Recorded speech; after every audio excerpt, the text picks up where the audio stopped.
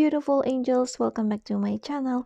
For today's video, I'm going to do another spring eyeshadow tutorial. So let's get started.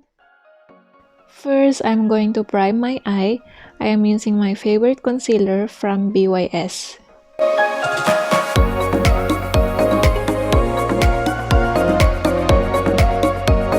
Now I'm just blending it carefully using my small beauty sponge blender.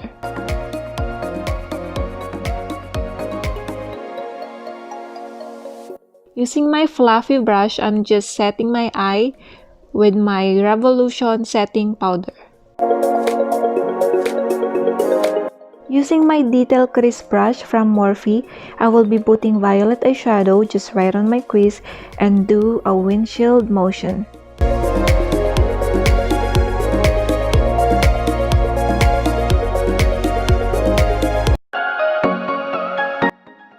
Next, I'm gonna use the light purple eyeshadow and I'm gonna blend it on the top of the violet eyeshadow to create a gradient color.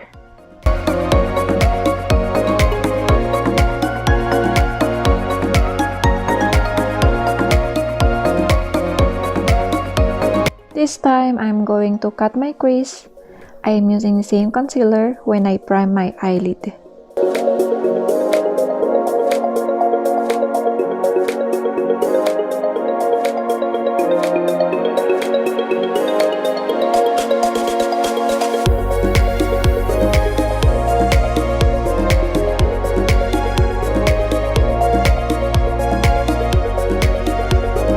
Now I'm going to use this yellow-green shimmer. This is from Take Me Back to Brazil BH Cosmetic palette, and I'm going to put this from the inner corner and will extend it to the half of my crease.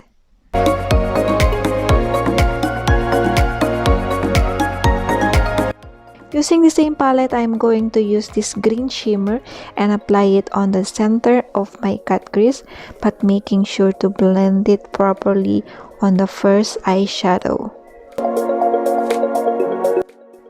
Now I'm using this beautiful blue shimmer and will apply it on the outer corner of my cut crease.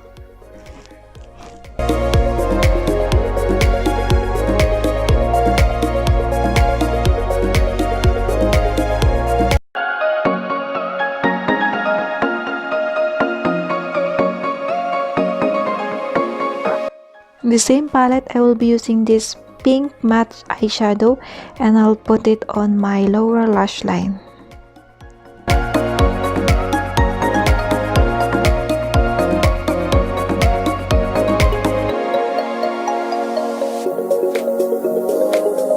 Using a white eyeliner, I am going to draw a line and follow my cut crease.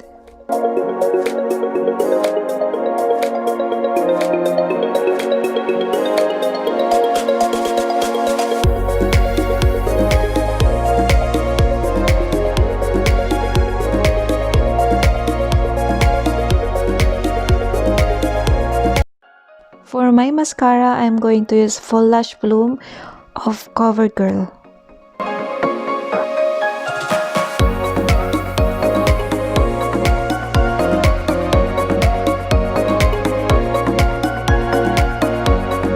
And last but not the least, I will be putting now my false eyelashes and I'll be back for my final look.